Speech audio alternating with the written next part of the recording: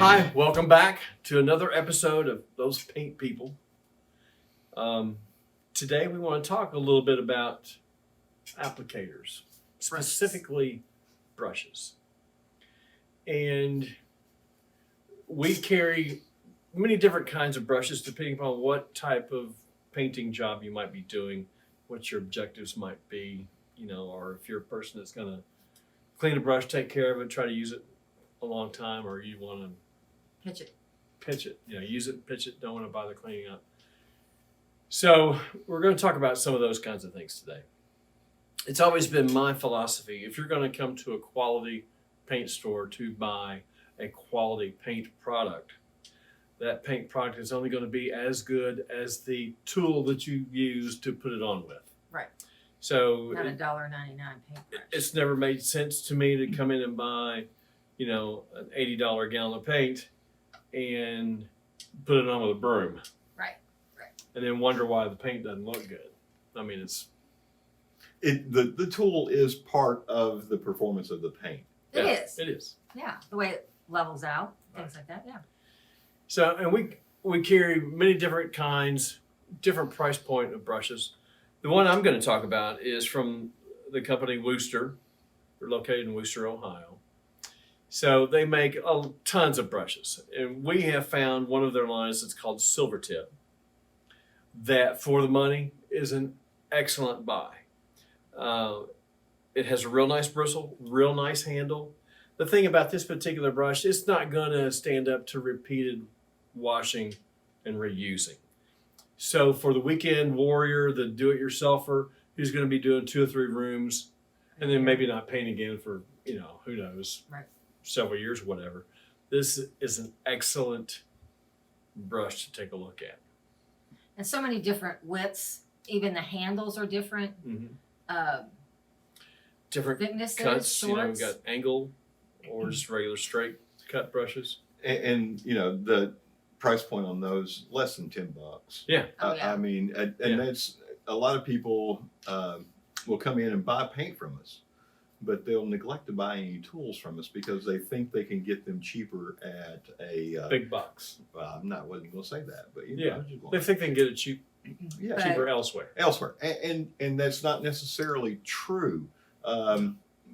We have found that we are very competitive when it comes to our painting tools. Well, in time, I mean, who wants to go to one place and buy a gallon Right. of paint? Then you go to another place to buy a brush. Right.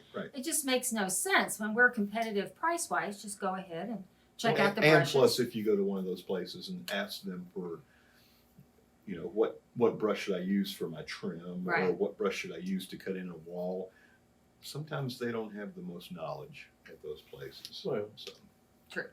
but if you need your lawnmower blade sharpened, they might know how to do that. I don't know how to sharpen mine. I don't No, know. I just Okay. replace it. Yeah, there you go. I'm sorry, I didn't mean to cut in. Your turn. Okay, I like the Rembrandt by Arrowworthy. That we sell out of this brush constantly. There is a woman that comes by, Classy Coats, that she will buy $400 or $500 of this because they lay on such a nice, smooth paint. And the way that bevels down is just very nice. Now, the thing about that is it's oval, so it does hold more paint, so you can go much farther when you're cutting in or you're brushing trim. But this also comes in, you can get a short handle like this one in case you're in bookcases or something like that and you don't want the big handle hitting it. Right. You can get them in 1 inch or 1.5 inch, 2.5, 3 inches. You can get them flat, like this one. I like sash. I don't know why. I just do. Angle. It's because you're left-handed. Well, that's true. Is that against me? I don't know. So I really like the Rembrandts by Arrowworthy. I think they're a great product and they're affordable too. They're probably around the $15 range, but I think they're a wonderful brush. And there's a couple of products that we really have had great success with homeowners using Yeah. those in, and one of them being the Advance when people are doing their Right. painting their cabinets or their trim. It, like you said, gets down to a very nice point. it holds an absolute ton of paint. So you're not spending more time dipping down into the bucket. You're actually Right. able to apply some of the paint. And we'll have people come back and say, what was that brush that I bought, Yeah, 3-4 months ago, because they're doing another project. We'll look it up and we'll say, oh, that was the That was the Rembrandt. Rembrandt. So Absolutely. they go, I want another one. Yeah. So, It can make an artist out of you. It can. It It can. can. I don't know if it'll make you a Rembrandt, but it will make you an artist. Well, my brush of choice looks a lot different. The two that they showed you, they can be used in any type of latex or hybrid. or hybrid type of paint or an oil-based paint. They don't But perform. when you start in one, you need to keep it in one. Yeah, Don't you- go back and forth to oil, latex, or Yeah, anything like if you, that. if you use it in oil-based paint, specifically use it in oil-based paint. The one that I have chosen is kind of going the way of the buffalo. We have seen a decline in the production of oil-based paints, but we still have a lot of people that, even though it's more expensive and it smells terrible, and you have to clean up with paint thinner, and you have to try to figure out how to get rid of that paint thinner, they want to use an oil-based paint. This is a natural fiber type of brush. Those are man-made polyesters and nylons. These give you a lot smoother finish in oil-based paints than the nylon and polyesters do. They're a little bit harder to clean up. They are a little bit, I wouldn't call them really finicky, but they are, when you clean them up, they have sometimes a tendency to lose their shape a little bit. We carry a few of the Wooster oil-based brushes. The ones that are the professional ones we got from the Corona folks down in Tampa. We sell an absolute ton of these to contractors who still apply some oil-based type of paints.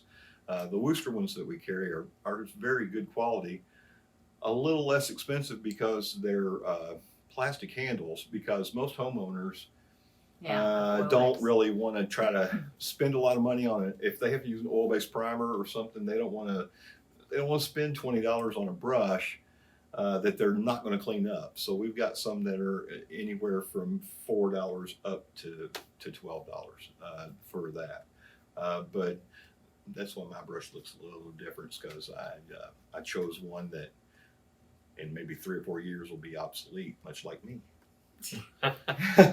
And another thing that people do, and it's not really recommended, but I know people out there do it, is they'll take their paintbrush after they get done and they'll wrap it in saran wrap and sit it in their refrigerator until the next day. If you do that, make sure you first of all pull it out and make it come back up to room temperature before you start using it. That's not really good for the paint.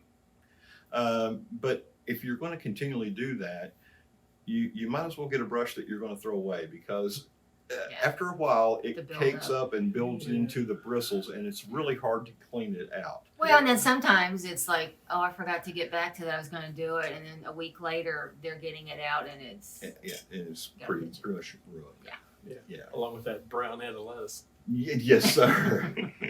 Who needs a salad? Ah. goddamn salad. Anything else we should talk about brushes? No, I mean, I think we may have covered pretty much just the basics. Yeah. But other than this, good paint deserves a good tool. yeah, Absolutely. it does. Even in the covers, roller covers, and we'll get into that in another one. But yeah, if you're going to spend that much money on a paint, you need a good brush with it. And if you want it to look good, Yeah. it It makes it so Again, much the easier to tool work with it too. sometimes makes it easier. Absolutely. Absolutely. Tips to live by. Thanks for tuning in. We'll see you later. Bye. See you.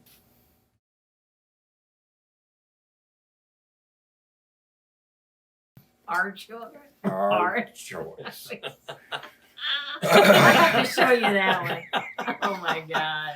That's those technical difficulties. Checking up.